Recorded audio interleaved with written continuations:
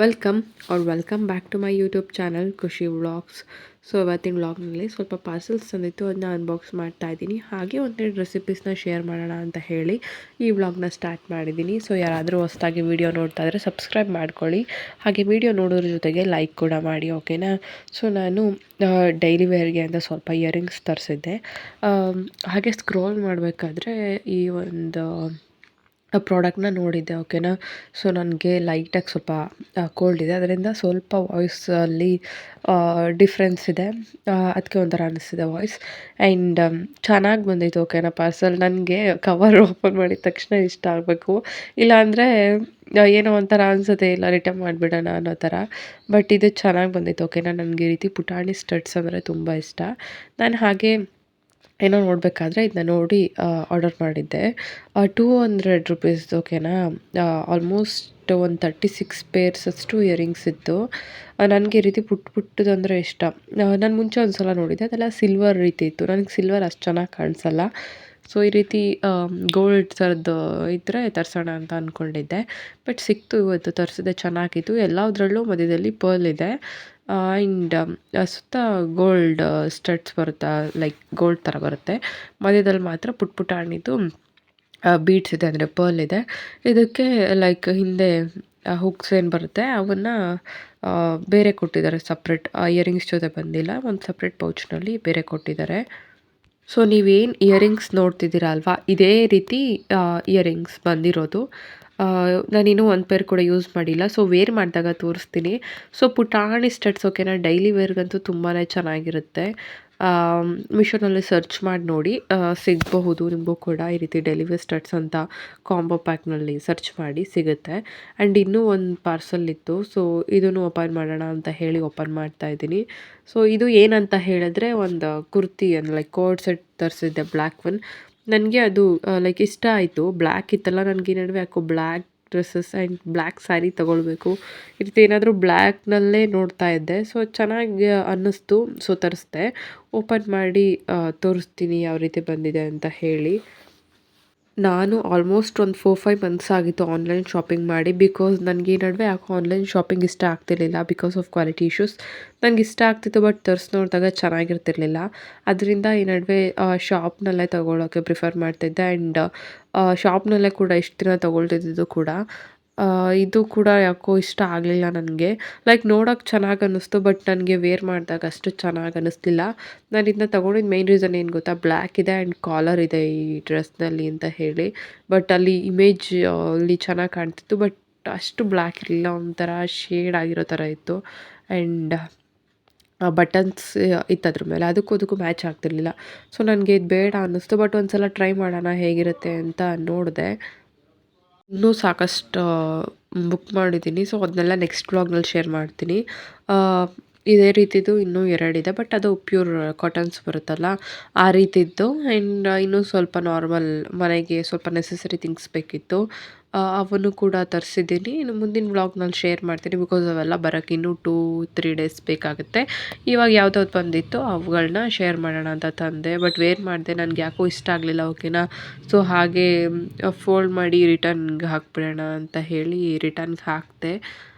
ಯಾಕೆ ಗೊತ್ತಾ, ಇದು ಒಂಥರ ಲೈಕ್ ಪಾಲಿಸ್ಟರ್ ಕ್ಲಾತ್ ಅಂತ ಹೇಳ್ತಾರಲ್ಲ ಆ ರೀತಿ ಇತ್ತು. ಸೊ ನನಗೆ ಹಿಡಿಸ್ಲಿಲ್ಲ ಅದು. ಆ್ಯಂಡ್ ನನಗೆ ಪಾಪು ಕಂಫರ್ಟಬಲ್ ಆಗಿರ್ಬೇಕು ಫೀಡ್ ಮಾಡೋದಕ್ಕೆ ಅವ್ನಿಗೆ, ಅದು ಮೇಯ್ನ್ ರೀಸನ್. ಸೊ ನನಗೆ ನಾರ್ಮಲ್ ಈ ರೀತಿ ಕಾರ್ಡ್ ಸೆಟ್ಸ್ಗಿಂತ ಮ್ಯಾಕ್ಸಿ ಡ್ರೆಸ್ಸಸ್ ಅಂದರೆ ಇಷ್ಟ ಆಗುತ್ತೆ. ಅದು ಒನ್ ಪೀಸ್ ಡ್ರೆಸ್ ಬರ್ತಾವಲ್ಲ ಅವು ತುಂಬ ಇಷ್ಟ ಆಗ್ತವೆ. ಸೊ ಆ ಥರದ್ರಲ್ಲಿ ಯಾವ್ದಾರಲ್ಲಾದ್ರು ಟ್ರೈ ಮಾಡೋಣ ಅಂತ ಹೇಳಿ ಅಂದ್ಕೊಂಡೆ. ಲೈಕ್ ಮಿಂತ್ರಾದಲ್ಲಿ ಚೆನ್ನಾಗಿರ್ತವೆ ಆ ರೀತಿ ಡ್ರೆಸ್ಸಸ್ಗಳು, ಒನ್ ಪೀಸ್ ಬರುತ್ತಲ್ಲ ಮ್ಯಾಕ್ಸಿ ಡ್ರೆಸ್ಗಳು, ಮಿಂತ್ರಾನಲ್ಲಿ ಚೆನ್ನಾಗಿರ್ತವೆ ಬೇರೆ ಆ್ಯಪ್ಗಳಿಗಿಂತ. ಸೊ ನಾನು ಇವಾಗಲೇ ಒಂದು 2-3 ತರಿಸಿದ್ದೆ. ಸೊ ಪ್ರೆಗ್ನೆನ್ಸಿ ಟೈಮ್ನಲ್ಲಿ 2 ತರಿಸಿದ್ದೆ. ಆ್ಯಂಡ್ ಈಗ ರೀಸೆಂಟಾಗಿ ಯಾವಾಗ ಗೊತ್ತಾ, ಪಾಪು 1 ಇಯರ್ ಇದ್ದ ಅವಾಗ ಒಂದು ಸಲ ಒಂದು 2-3 ತರಿಸ್ಕೊಂಡಿದ್ದೆ. ಬಟ್ ಚೆನ್ನಾಗಿ ಬಂದಿದ್ವು, ಓಕೆನಾ. ಪ್ರೈಸ್ಗೆ ವರ್ತಾಗಿರ್ತವೆ ಬಟ್ಟೆಗಳಂತೂ. ಬಟ್ ಎಲ್ಲ ಒಂದೊಂದು ಚೆನ್ನಾಗಿ ಬಂದಿರಲ್ಲ, ಬಟ್ ಇನ್ನು ಮಿಕ್ತವು ಚೆನ್ನಾಗಿ ಬಂದಿರ್ತವೆ. ನಾನು ಈ ಪ್ರಾಡಕ್ಟ್ಸ್ದೆಲ್ಲ ಲಿಂಕ್ ಕೊಡೋದಕ್ಕೆ ಆ ವಿಶ್ ಲಿಂಕ್ನ ಯೂಸ್ ಮಾಡಿಕೊಂಡು ಕೊಡೋಣ ಅಂತ ಅಂದ್ಕೊಂಡಿದ್ದೀನಿ. ಸೊ ಆದಷ್ಟು ಬೇಗ ಅದನ್ನ ಮಾಡ್ತೀನಿ.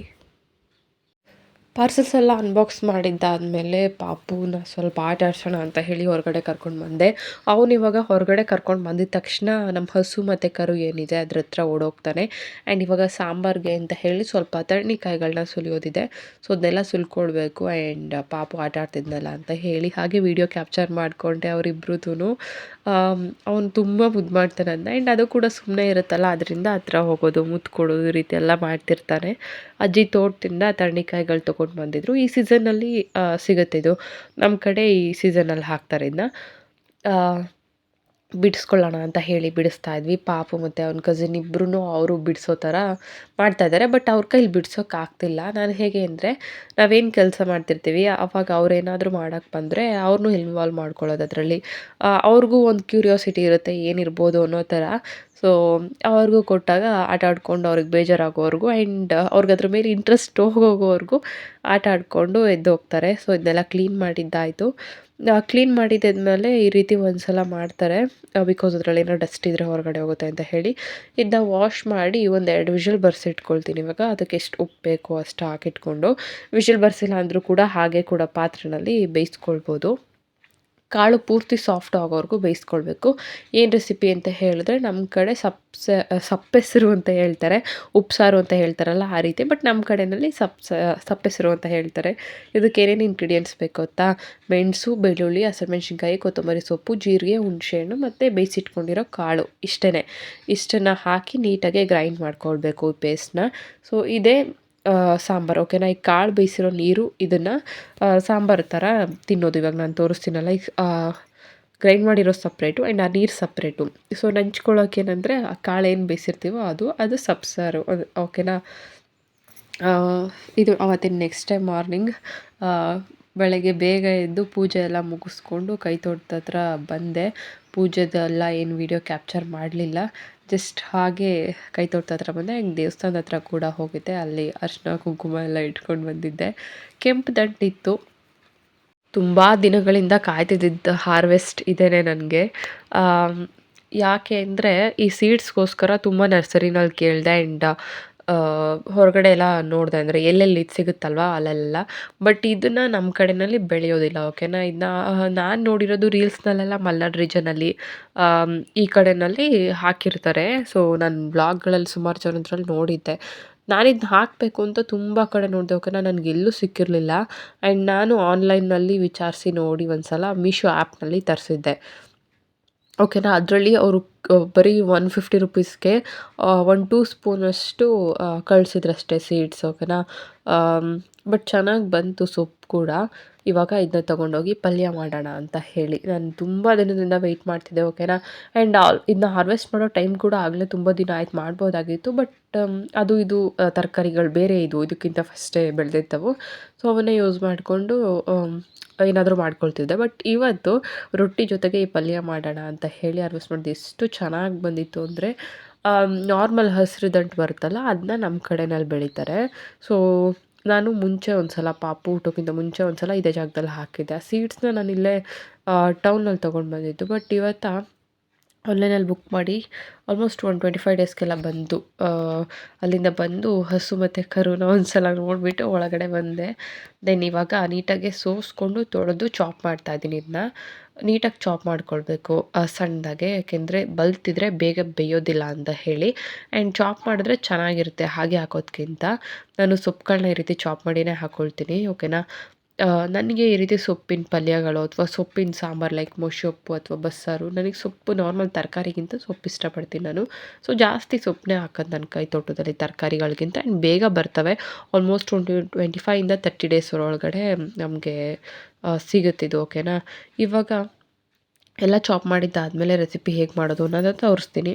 ಸೊಪ್ಪು ಬೇಗ ಬೇಯೋದ್ರಿಂದ ಕುಕ್ಕರ್ ಅವಶ್ಯಕತೆ ಇಲ್ಲ. ಒಂದು ಪಾತ್ರೆಗೆ ಎಣ್ಣೆ ಹಾಕಿ, ಸಾಸಿವೆ, ಜೀರಿಗೆ ಹಾಕಿ, ಸ್ವಲ್ಪ ಬೆಳ್ಳುಳ್ಳಿ, ಈರುಳ್ಳಿ, ಹಸಿಮೆಣ್ಸಿನ್ಕಾಯಿ, ಕರ್ಬೇವಿನ ಸೊಪ್ಪು ಇಷ್ಟನ್ನು ಹಾಕ್ಕೊಂಡು ಅವೆಲ್ಲ ಲೈಕ್ ಗೋಲ್ಡನ್ ಬ್ರೌನ್ ಕಲರ್ ಬರೋವರೆಗೂ ಫ್ರೈ ಮಾಡ್ಕೊಳ್ಬೇಕು. ಇಷ್ಟೇ ಬೇಕಿರೋದು ಅದಕ್ಕೆ. ಆ್ಯಂಡ್ ಚಾಪ್ ಮಾಡಿ ಇಟ್ಕೊಂಡಿರೋ ಸೊಪ್ಪಿರುತ್ತಲ್ಲ ಅದನ್ನ ಹಾಕಿ, ಉಪ್ಪು ಹಾಕಿ, ಸ್ವಲ್ಪ ಮಸಾಲೆ ಪುಡಿ ಹಾಕಿ ಬೇಯಿಸ್ಕೊಳ್ಳೋದು. ನೀಟಾಗಿ ಬೇಯಿಸಿದ್ರೆ ಪಲ್ಯ ರೆಡಿ ಇರುತ್ತೆ. ನೀವು ಬೇಕಿದ್ದರೆ ಒಗ್ಗರಣೆಗೆ ಕಡಲೆಬೇಳೆ ಹಾಕ್ಬೋದು. ಅದಾದಮೇಲೆ ಲಾಸ್ಟ್ನಲ್ಲಿ ಕಾಯಿ ತುರಿ ಬೇಕಿದ್ರೂ ಹಾಕ್ಕೊಳ್ಬೋದು. ನಮ್ಮ ಕಡೆ ಕಾಯಿ ತುರಿನ ಮ್ಯಾಂಡೇಟ್ರಿ ಎಲ್ಲ ಅಡುಗೆಗೂ ಹಾಕೇ ಹಾಕ್ತೀವಿ. ಅದರಿಂದ ನಾನು ಕಾಯಿ ತುರಿನ ಮಿಸ್ ಮಾಡಲ್ಲ, ಓಕೆನಾ. ತುಮಕೂರಿನಲ್ಲಿ ನಿಮಗೆ ಗೊತ್ತಿರುತ್ತೆ, ನಾವು ಕಾಯಿ ಹಾಕ್ದಲೇ ಏನೋ ಲೈಕ್ ಅಡುಗೆನೇ ಮಾಡೋದಕ್ಕಾಗೋದಿಲ್ಲ ಅನ್ನೋ ರೀತಿ ಅಡಿಕ್ಟ್ ಆಗಿದ್ದಾರೆ ಅನ್ನೋದಕ್ಕಿಂತ ನಮ್ಮ ರೀಜನಲ್ಲಿ ಬೆಳೆಯೋದು ನಾವು ಅದನ್ನೇ ಜಾಸ್ತಿ. ಸೊ ಅದರಿಂದ ನಾವು ಅಡುಗೆಗೆ ನಾರ್ಮಲಾಗಿ ಮುಂಚೆಯಿಂದನೂ ಕೂಡ ಅದನ್ನ ಯೂಸ್ ಮಾಡ್ತೀವಿ. ಆ್ಯಂಡ್ ಅದಿದ್ದರೆ ಆ ಟೇಸ್ಟ್ ಕೂಡ ಚೆನ್ನಾಗಿರುತ್ತೆ. ಲೈಕ್ ಈಗ ಉತ್ತರ ಕರ್ನಾಟಕದವರು ಎಲ್ಲದಕ್ಕೂ ಕಡಲೆ ಬೀಜ ಆ್ಯಡ್ ಮಾಡ್ತಾರಲ್ಲ, ಆ ರೀತಿ ನಾವು ಈ ಥರ ಇದನ್ನು ಯೂಸ್ ಮಾಡ್ಕೊಳ್ತೀವಿ. ಈಗ ಸ್ವಲ್ಪ ಟೊಮೆಟೊ ಹಚ್ಚಿಟ್ಕೊಂಡಿದ್ದನ್ನ ಹಾಕಿದ್ದೀನಿ. ಇದು ನೀಟಾಗಿ ಫ್ರೈ ಆಗೋವರೆಗೂ ಬಿಡಬೇಕು. ಟೊಮೆಟೊ ಅರ್ಧಂಬರ್ಧ ಫ್ರೈ ಆಗಿದ್ದರೆ ಚೆನ್ನಾಗಿರೋದಲ್ಲ, ಓಕೆನಾ. ನೀಟಾಗಿ ಫ್ರೈ ಆದಮೇಲೆ ಹಚ್ಚಿಟ್ಕೊಂಡಿರೋ ಸೊಪ್ಪು, ಉಪ್ಪು, ಮಸಾಲೆ ಪುಡಿ ಹಾಕಿ ಕಾಯಿ ತುರಿ ಹಾಕ್ಕೊಂಡ್ರೆ ಮುಗಿಯುತ್ತೆ. ನಾನು ಹೇಗೆ ಅಂದರೆ ಎಲ್ಲದನ್ನು ಹಾಕಿ ಒಂದು 5 ಮಿನಿಟ್ಸ್ ಪ್ಲೇಟ್ ಮುಚ್ಚಿಬಿಡ್ತೀನಿ. ಸೊ ಬೇಗ ಬೇಯ್ಕೊಳ್ಳುತ್ತೆ. ಆ್ಯಂಡ್ ಆ ಸೊಪ್ಪು ಜಾಸ್ತಿ ಇರುತ್ತಲ್ಲ, ಸೊ ಪಾತ್ರೆಯಲ್ಲಿ ಇಡಿಸ್ತಾ ಇರಲ್ಲ. ಸೊ ಅದು ಕಡಿಮೆ ಆದಂಗೆ ಅನಿಸುತ್ತೆ ಪ್ಲೇಟ್ ಮುಚ್ಚಿದ್ರೆ, ಬೇಗ ಬೇಯ್ಕೊಳ್ಳುತ್ತೆ. ಸೊ ಪಲ್ಯ ಅಂತೂ ನಾರ್ಮಲ್ ಹಸಿರು ದಂಟಿನಕ್ಕಿಂತ ಈ ದಂಟಲ್ಲಿ ಮಾಡಿದ್ದು ತುಂಬ ಚೆನ್ನಾಗಿ ಬಂದಿತ್ತು, ಓಕೆನಾ ಪಲ್ಯ. ಸೊ ಎಲ್ಲರೂ ಮನೆಯಲ್ಲಿ ಇನ್ನೊಂದು ಸಲ ಇದನ್ನು ಹಾಕು ಅಂತ ಹೇಳ್ತಾಯಿದ್ರು, ಅಂದರೆ ಕೈ ತೋಟದಲ್ಲಿ ಹಾಕಬೇಕು ಅಂತ ಹೇಳಿ. ಸೊ ಇದಾಗಿದ್ದಾದಮೇಲೆ ನಾನು ರೊಟ್ಟಿ ಮಾಡಿದ್ದೆ ಅದ್ರ ಜೊತೆಗೆ, ಹಾಗೆ ಸ್ವಲ್ಪ ಮೊಸರು ಕೊಟ್ಟೆ. ಇದಾಗಿತ್ತು ಇವತ್ತಿನ ಬ್ಲಾಗ್ ಇಷ್ಟ ಆಗಿದ್ದರೆ ಲೈಕ್ ಮಾಡಿ. ಇದೇ ರೀತಿ ರೆಸಿಪೀಸ್ ಬೇಕು ಅಂದರೆ ಕಾಮೆಂಟ್ ಮಾಡಿ. ಯಾರಾದರೂ ಹೊಸ್ದಾಗಿ ನೋಡ್ತಿದ್ರೆ ನನ್ನ ಚಾನಲ್ನ ಸಬ್ಸ್ಕ್ರೈಬ್ ಮಾಡ್ಕೊಳ್ಳಿ. Thank you for watching.